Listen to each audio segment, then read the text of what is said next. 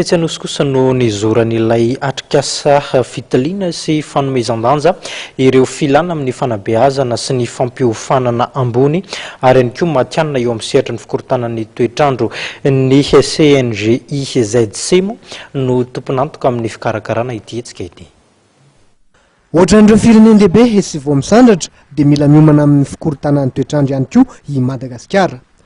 Io no nosongadina nandritra ny atrikasa fitiliana sy fanomezan-danja ireo filana mikasika ny fanabeazana sy fampiofanana ambony ary matianina eo amin'ny sehatra ny fikorontanan'ny toetrandro izay karakarain'ny CNGIZC ary taonan'ny vondrona Europeanina izay nitotosaina tetsy amin'ny Dlc Anosy.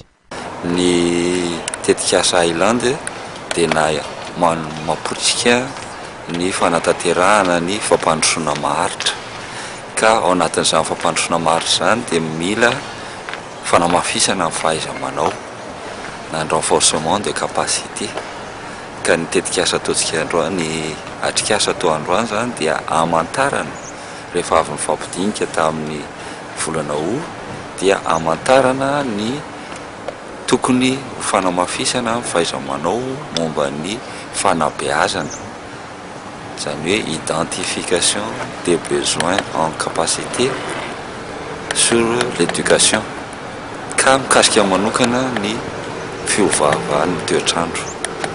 Ny olona nasaina zany amin'ity atrikasa ity dia ireo mitantana ny fanabeazana sy ny fanofanana, ao koa ireo mpiara-miasa eo amin'ny